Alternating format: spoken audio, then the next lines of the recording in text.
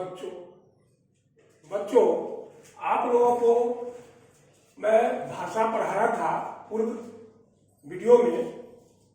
अब जो है हमारी भाषा हिंदी है और हिंदी का क्या महत्व है उसके बारे में बताने जा रहा हूँ।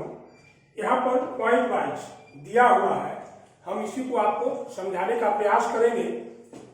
आप इसे समझने की कोशिश कीजिएगा।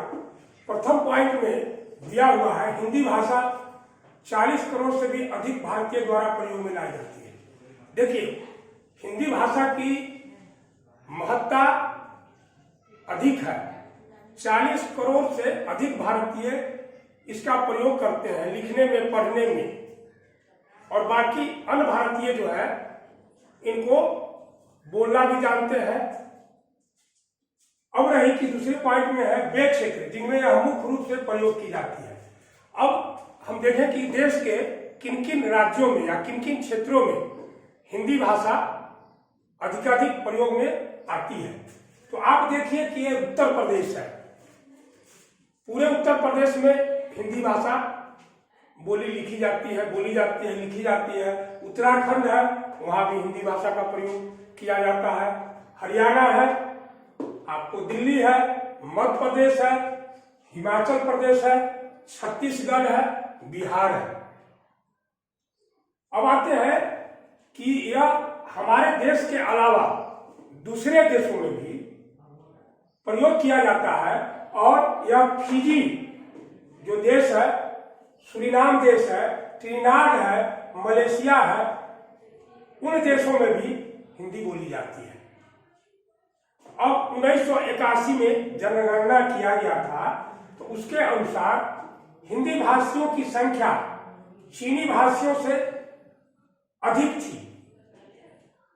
डॉक्टर जयंती नौटियाल उन्होंने 20 वर्षों तक हिंदी तथा विश्व की अन्य भाषाओं संबंधित आंकड़ों से सिद्ध किया है कि हिंदी बोलने वालों की संख्या अंग्रेजी तथा चीनी बोलने वालों से ज्यादा है, अधिक है। अर्थात हिंदी विश्व में सर्वाधिक बोले जाने वाली भाषा है।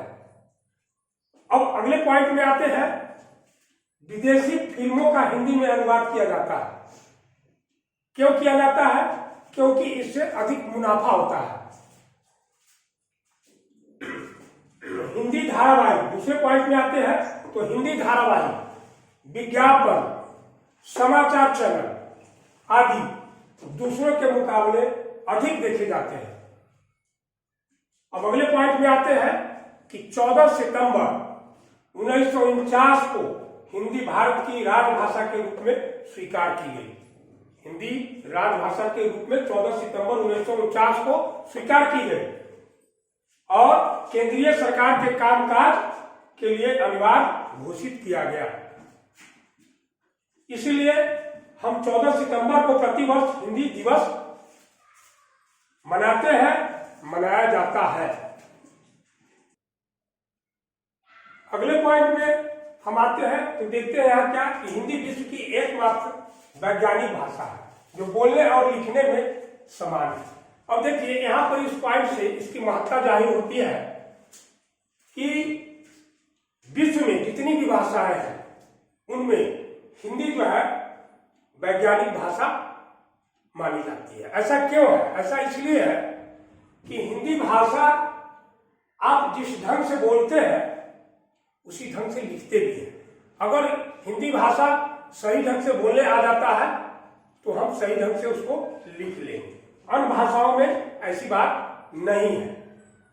अब है अगले पॉइंट्स में देखते क्या है कि यह फिजी देश की राजभाषा है। फिजी देश जो है उसकी राजभाषा क्या है? तो हिंदी है। अगले पॉइंट्स में हम आते हैं, तो देखते हैं कि संपूर्ण भारत में हिंदी का प्रयोग राजभाषा, राष्ट्रभाषा तथा संपर्क भाषा के रूप में प्रयोग किया जाता है। अब देखिए, हिंदी राजभाषा के रूप में भी प्रयोग किया जा रहा है, राष्ट्रभाषा के रूप में भी प्रयोग किया जा रहा है, और संपर्क यानी हम एक दूसरे से संपर्क साधते हैं उसका भी प्रयोग हिंदी में ही किया जाता है। अब आते हैं अगले पॉइंट्स में कि ये सब हिंदी भाषा की भिन्न भिन्न विशेषताएं हैं जो शायद किसी अन्य भाषा में उपलब्ध नहीं दिखाई देती है। अतः हमें हिंदी का प्रयोग करने में गौरव महसूस करना चाहिए। अब आते हैं कि इस विश्व में अनेक भाषाएं हैं, उनकी अलग अलग लिपियां हैं।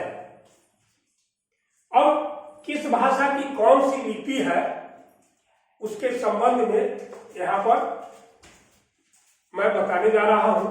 अब देखिए, संस्कृत भाषा है। संस्कृत सबसे पुरानी भाषा है और इसकी लिपि देवनागरी है। अब आते हैं कि हिंदी भी देवनागरी लिपि में ही लिखा जाता है। अगला है गुजराती भी देवनागरी लिपि में लिखा जाता है। उसके बाद आते हैं नेपाली भाषा की भी लिपि देवनागरी है। मराठी भाषा की भी लिपि देवनागरी है। यानी कहने का अर्थ है कि हमारे भारत में संस्कृत, हिंदी, गुजराती, नेपाली, मराठी ये भाषा बोली जाती है। इन भाषाओं की लिपि भी देवनागरी है। अब आते हैं कि उर्दू भाषा की लिपि कौन है? फारसी है। पंजाबी भाषा है जो हमारे देश की ही भाषा है, इसकी लिपि जो है गुरुमुखी है। बंगाली हमारे देश की भाषा है, इसकी लिपि बांग्ला है। उसी प्रकार अब आते हैं अंग्रेजी हमारे देश की भाषा नहीं है, लेकिन अंग्रेजी की जो लिपि है रोमन है। फिर अब आते हैं जर्मन भाषा की भी लिपि आपको रोमन ही है। फ्रेंच भाषा की लिपि भी रोमन ही है। देखिए, मैं भिन्न भाषाओं की लिपियों के बारे में बताया, लेकिन अब लिपि की क्या परिभाषा होती है, हम कैसे जानेंगे कि लिपि क्या है? तो लिपि मुख से निकली हुई ध्वनियां, हम जो बोलते हैं तो मुख से जो ध्वनियां निकलती है उसको लिखने की विधि या चिन्ह को लिपि कहते हैं। विधि का मतलब होता है तरीका, नियम। चिन्ह का मतलब वही है। तो लिखने की विधि हम कहें इसको या चिन्ह कहें, तो मुख से निकली हुई ध्वनियों को लिखने की विधि या चिन्ह को लिपि कहते हैं।